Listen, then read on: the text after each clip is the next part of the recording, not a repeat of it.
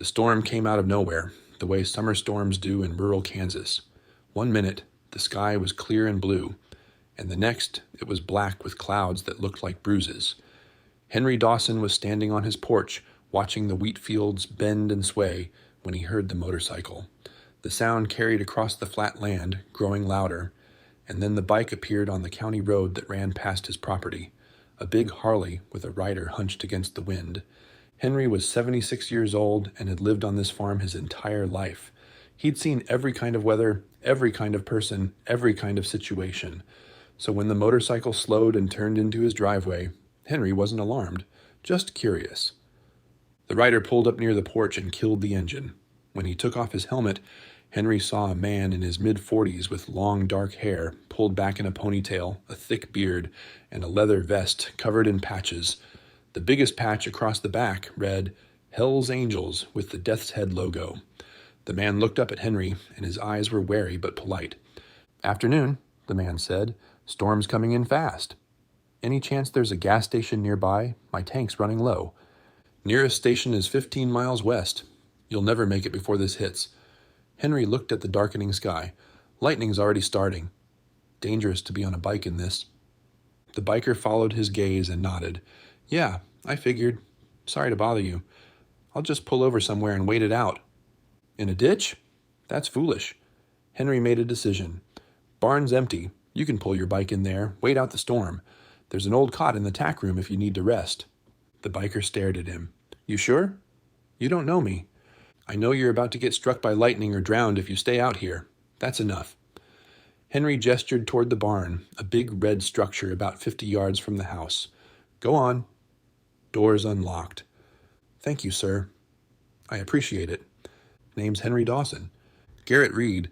People call me Reaper." Henry nodded at the nickname but didn't comment. "Well, Reaper, get that bike under cover before the rain starts. I'll bring you some coffee once you're settled." Garrett rode his bike into the barn just as the first fat raindrops began to fall. By the time Henry made it across the yard with a thermos of coffee and some leftover cornbread wrapped in foil, the rain was coming down in sheets and thunder was shaking the ground. Inside the barn, Garrett had parked his bike and was looking around. The place was mostly empty. Some old farm equipment in one corner, hay bales stacked against one wall, the tack room Henry had mentioned. It was clean and well-maintained despite its age, and Garrett could tell that Henry took pride in his property, even if he wasn't actively farming anymore.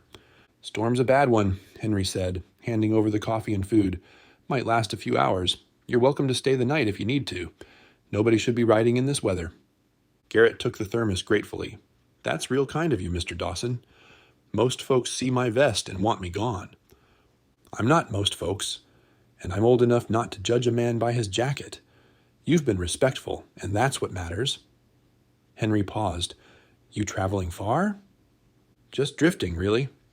Taking some time to think, figure some things out." Garrett poured coffee into the thermos cup. "I'm not running from the law or anything. Just needed to clear my head." "None of my business either way. You need shelter, you've got it." Henry turned to leave, then stopped. "There's a bathroom in the tack room. Water still works. It gets cold at night, so there are some blankets in the chest by the cot. Help yourself." "Thank you, sir." "Really." Henry went back to the house, and Garrett explored his temporary shelter. The tack room was small but functional. A cot with a thin mattress, a wooden chest, a sink and toilet that looked old but clean. There were windows that looked out over the fields, and even through the rain, Garrett could see the beauty of the land, the way it rolled and stretched to the horizon. He ate the cornbread and drank the coffee, listening to the rain hammer against the barn roof. It had been a long time since anyone had shown him this kind of simple kindness. No questions, no judgment, just help when help was needed. It reminded him of why he'd left Tulsa 3 weeks ago, left his club responsibilities and his ex-wife's constant calls about money and his dead-end job at the warehouse. He'd needed to remember that good people still existed in the world. Garrett fell asleep that night to the sound of rain, and he slept better than he had in months. The next morning dawned clear and bright, the storm having washed the air clean. Garrett woke to sunlight streaming through the tack room windows and the smell of coffee drifting from the direction of the house. He cleaned up at the sink, finger-combed his hair, and walked outside. Henry was on the porch again. 2 mugs of coffee on the small table beside him. When he saw Garrett, he gestured to the empty chair. Figured you might need some breakfast before you head out. I've got eggs and bacon if you're hungry. I don't want to impose. It's not imposing if I'm offering. Sit down. Garrett sat, and Henry disappeared inside. He came back 10 minutes later with 2 plates piled with scrambled eggs, bacon, and toast. They ate in comfortable silence, watching the wheat fields glitter with morning dew. How long you been farming this land? Garrett asked eventually. 76 years. Born in that house, raised my family in it, buried my wife from it. Last good harvest was 3 years ago. Haven't had the energy or the help to plant since then. Just me now, and I'm too old to do it alone. What about family? Kids? Had a son. David, he died in Afghanistan 12 years ago. Wife, Mary, passed 2 years after that. Broken heart, the doctor said, but I think she just missed him too much to keep going. Henry's voice was matter of fact, but Garrett could hear the old grief underneath. Thought about selling, moving to town. But where would I go? This is home. Garrett looked at the fields, at the house, at the barn where he'd slept. He saw what Henry saw, not just property, but memory. A life lived and loved. It's a good piece of land. Best in the county when it's working. Just needs someone young enough to work it. Henry finished his coffee. Anyway, you need gas, there's a can in the barn. Enough to get you to town. You can pay me back by mailing a check when you get wherever you're going. I can pay you now. Didn't ask for payment now. I'm trusting you to do the right thing. Henry stood up, signaling the end of breakfast. Road's that way. Storm's cleared. Should be good riding weather. Garrett stood too, but he didn't move toward the barn.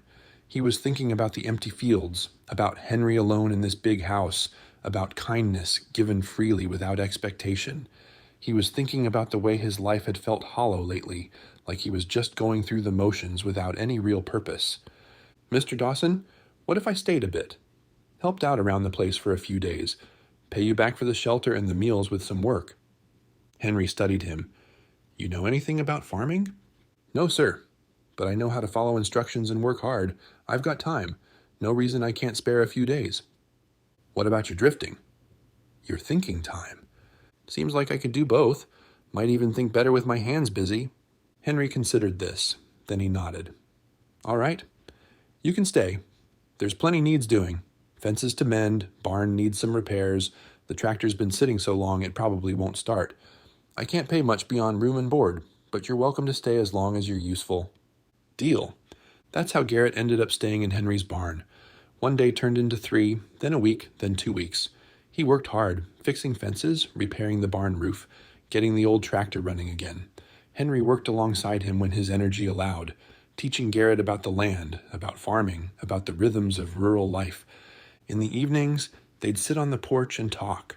Henry told stories about his son, about Mary, about 60 years of farming and the way the land changed but stayed the same. Garrett talked about his own life, the club, the mistakes he'd made, the marriage that had fallen apart, the feeling of being lost at 46 with nothing to show for it but a motorcycle and a patch on his back. You're not lost, Henry said one evening. You're just between chapters. That's different. Feels the same. It's not. Being lost means you don't know where you're going. Being between chapters means you're figuring out what comes next. That's healthy. That's how you grow. Garrett absorbed this. What's your next chapter? Henry was quiet for a long moment. I thought my last chapter was going to be dying alone on this land. But maybe there's more. Maybe helping you figure out your next chapter is part of mine. 2 weeks became a month. Garrett fixed everything that needed fixing on the immediate property, and then he started on bigger projects. He repaired the irrigation system in the north field. He rebuilt the chicken coop and bought Henry a dozen laying hens from a farm down the road. He painted the porch and fixed the sagging steps and replaced broken windows. Henry paid him what he could, small amounts from his Social Security check, but mostly Garrett worked for room and board and the feeling of being useful.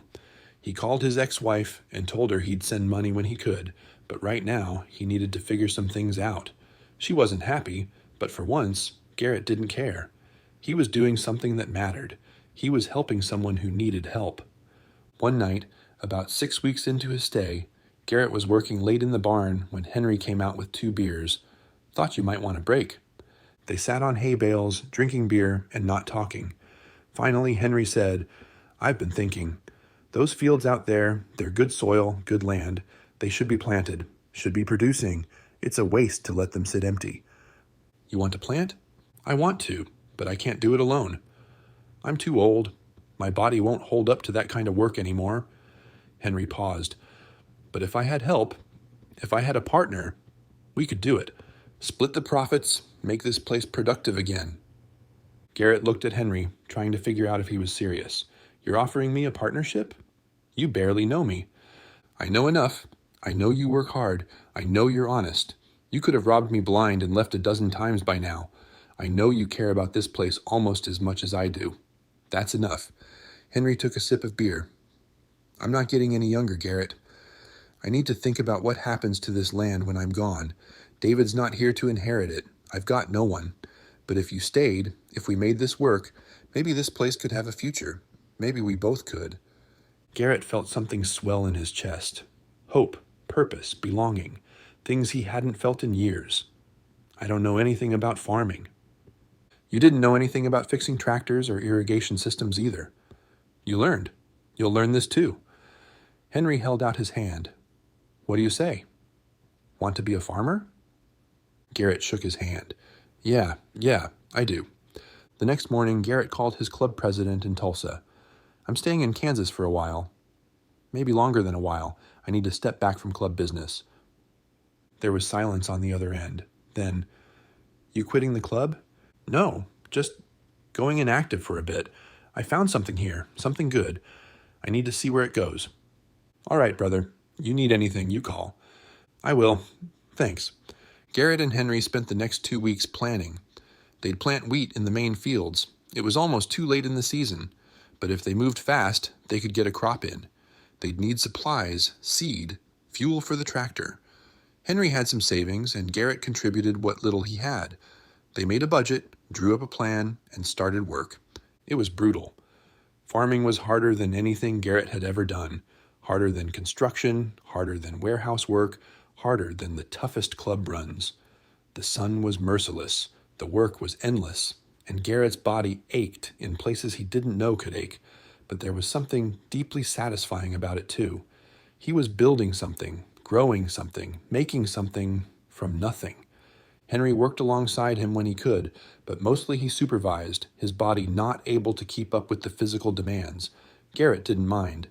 Henry's knowledge was invaluable. He knew the land, knew the weather patterns, knew when to plant and how deep and what the soil needed. Garrett was the muscle. Henry was the brain. And together they made it work. They planted the north field first, then the east field. By the time they finished the south field, it was late August, and both of them were exhausted. But the seeds were in the ground, the irrigation was running, and the crop was already starting to sprout, tiny green shoots pushing through the dark soil. "We did it," Henry said, standing at the edge of the field with Garrett. "I didn't think I'd ever see this land planted again." "But we did it." "We did," Garrett agreed. He felt a pride he'd never experienced before. This was his work, his effort, his contribution to something that would last beyond him. As summer turned to fall, Garrett and Henry fell into a rhythm. Morning chores, checking the irrigation, monitoring the crops, maintaining equipment. Afternoon work, whatever needed doing around the property. Evening meals on the porch, talking and planning, and just being present with each other. Garrett hadn't felt this content in years, maybe ever. The wheat grew tall and golden. By late September, it was ready for harvest. Henry arranged to rent a combine from a neighbor, and Garrett spent 2 long days harvesting the fields. The yield was good, not great, but good for a first crop on land that had been dormant for 3 years. They sold the wheat and paid off their costs with enough left over for Henry to refill his depleted savings and for Garrett to send his ex-wife some money. "First successful harvest in 3 years," Henry said, looking at the check from the grain elevator. "David would be proud. Mary, too. We couldn't have done it without you knowing what you were doing. And I couldn't have done it without your back and your willingness to learn. That's what partnership means." Henry folded the check and put it in his pocket. "So, you staying for winter? We need to start planning for spring planting." Garrett didn't even have to think about it. "Yeah, I'm staying." That night, Garrett moved out of the barn and into the house. Henry had a spare bedroom, David's old room, though Henry didn't say that directly. It had a bed and a dresser and windows that looked out over the fields. It felt like home in a way that nowhere had felt like home since Garrett was a kid. Winter in Kansas was harsh but beautiful. The land lay dormant under frost and occasional snow, and the work shifted to maintenance and planning. Garrett learned to budget for seed and supplies, to read weather forecasts like scripture, to think in terms of seasons and years instead of days and weeks. He also learned about Henry, really learned, beyond the surface stories. He learned that Henry blamed himself for David's death, felt like he should have talked his son out of enlisting. He learned that Mary had been the love of Henry's life since they were 16, and that Henry still talked to her sometimes, standing by her grave in the small cemetery in town. He learned that Henry had been lonely for so long that he'd almost forgotten what it felt like to have someone to share meals with, to work alongside, to just exist with. And Henry learned about Garrett, learned that he'd joined the Hells Angels at 22, looking for brotherhood and belonging after his own father kicked him out for being a disappointment, learned that his marriage had failed because he'd never learned how to be vulnerable, how to let someone really see him, learned that Garrett had been drifting for years, physically and emotionally, never finding a place where he fit. "You fit here," Henry told him one February evening when they were playing cards at the kitchen table. "Just so you know. You fit here." Garrett felt his throat tighten. "Thanks, Henry." "That means a lot." "I mean it. You're not a guest anymore. You're family." Spring came and they planted again. More wheat, some corn, some soybeans to diversify.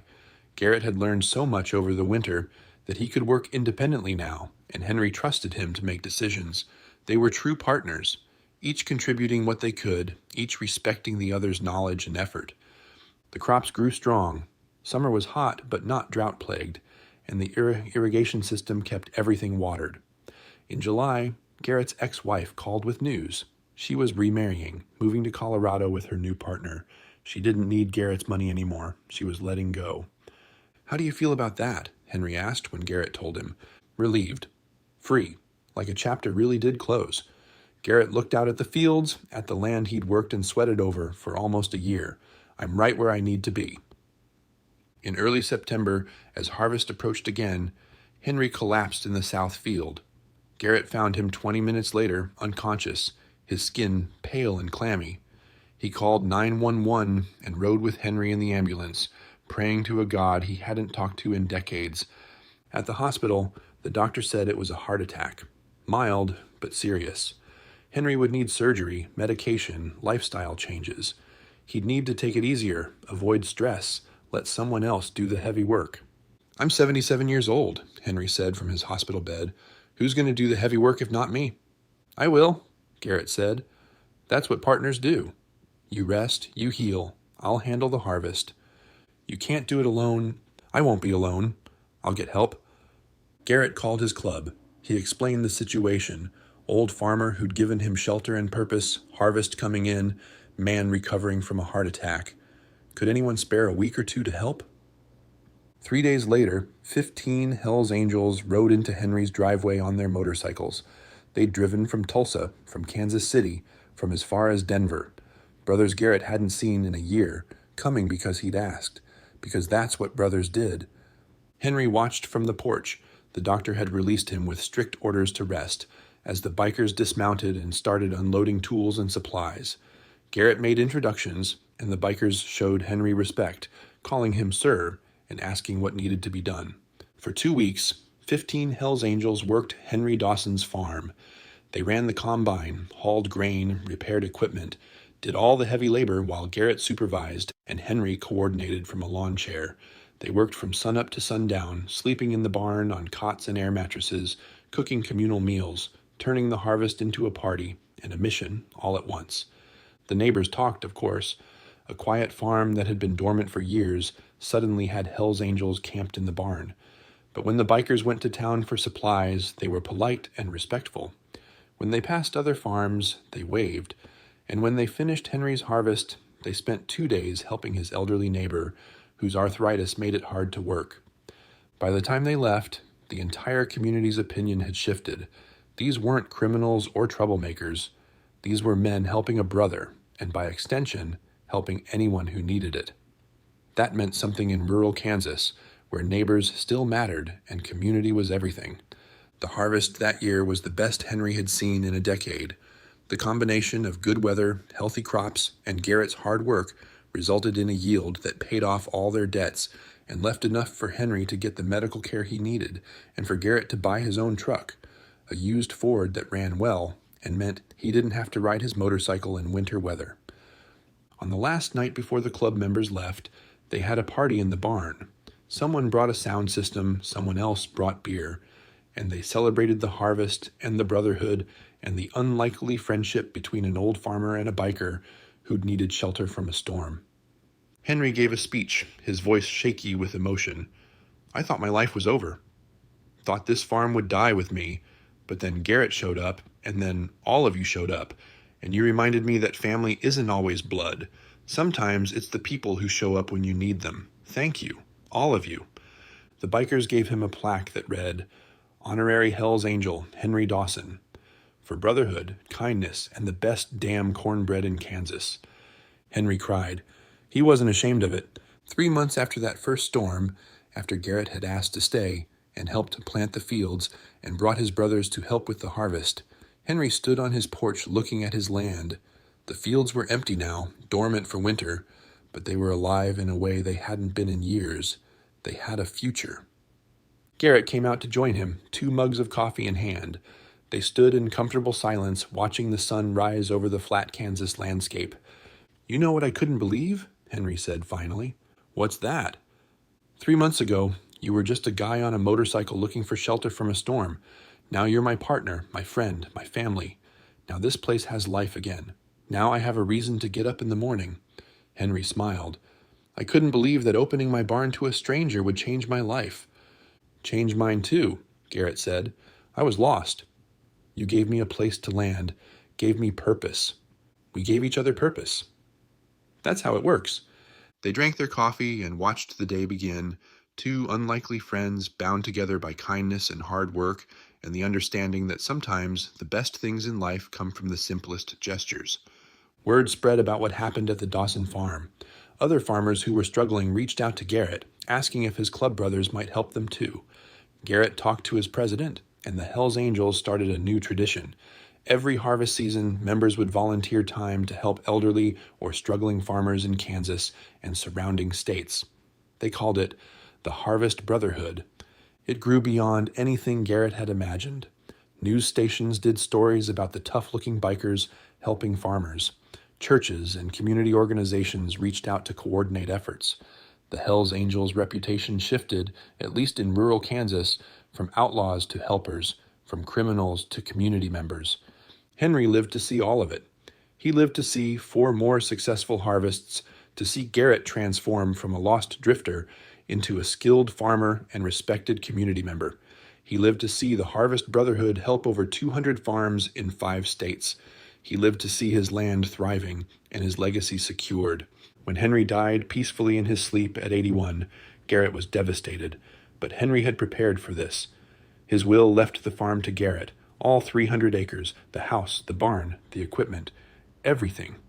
You're my son now, the will read, not by blood, but by choice and love and hard work. This land is yours. Keep it alive. Keep it producing. Keep it in the family. And when you're my age, find some lost soul who needs shelter from a storm and give them what I gave you, a chance. Garrett buried Henry next to Mary and David in the cemetery in town. The funeral was packed. Neighbors, farmers, Hells Angels from 3 states, people whose lives Henry had touched over 8 decades. They told stories and shared memories and celebrated a life well lived. After everyone left, Garrett stood by the grave alone. I'll take care of it, he said to Henry's headstone. The land, the house, the legacy. I promise, and I'll pay it forward, just like you taught me. He kept that promise. Garrett ran the farm for the next 20 years, and it prospered. He married a woman named Beth, who worked at the feed store in town and who loved the land as much as he did. They had 2 kids who grew up running through the wheat fields and learning to drive tractors before they could drive cars. Every year during harvest, Hells Angels would show up to help. It became a tradition, a pilgrimage, a reminder of where it all started, and every year, Garrett would tell the story of the storm in the barn and the old farmer who'd given a stranger shelter without asking questions. "Henry Dawson saved my life," Garrett would say, "not just by giving me a place to sleep, but by giving me a purpose, by treating me like I mattered when I thought I didn't, by showing me that who you are isn't about your past or your patch or your mistakes. It's about what you do when someone needs help." And invariably, someone would ask, "What's the most important thing Henry taught you?" Garrett would smile and say, "That kindness multiplies. Henry was kind to me, so I brought my brothers to help him. They were kind to his neighbors. Those neighbors were kind to others. And now, 20 years later, hundreds of people are better off because one old farmer offered a Hell's Angel his barn to sleep in. That's the power of one kind act. It doesn't end. It just keeps rippling outward." On the 30th anniversary of that first storm, Garrett stood on the porch, his porch now, and looked at the fields. They were golden with wheat, ready for harvest. His kids were grown with farms of their own. Beth was inside making dinner. A new generation of Hell's Angels was camped in the barn, ready to help with harvest tomorrow. Everything had changed. Everything was different. But the core remained the same. Land that needed working, people who needed help, a community built on mutual support and respect. Garrett thought about Henry, about that first night in the barn, about the choice that had changed both their lives. He thought about how easily it could have gone differently if Henry had turned him away, if Garrett had refused the offer of help, if either of them had let fear or judgment override kindness. But they hadn't. They'd chosen generosity. They'd chosen trust. They'd chosen to see the humanity in each other instead of the surface differences. And that choice had created something beautiful, a partnership, a friendship, a family, a legacy that would outlive them both. The old farmer had offered a Hell's Angel his barn to sleep in. 3 months later, he couldn't believe his eyes, not because anything bad had happened, but because something miraculous had. A lost soul had found home. A dying farm had come back to life. A community had learned that judgment divides, but kindness multiplies. That was the real story. That was the truth. And it all started with one simple act of hospitality during a summer storm in Kansas. One barn, one night, one choice to help instead of turn away. And that choice had changed everything.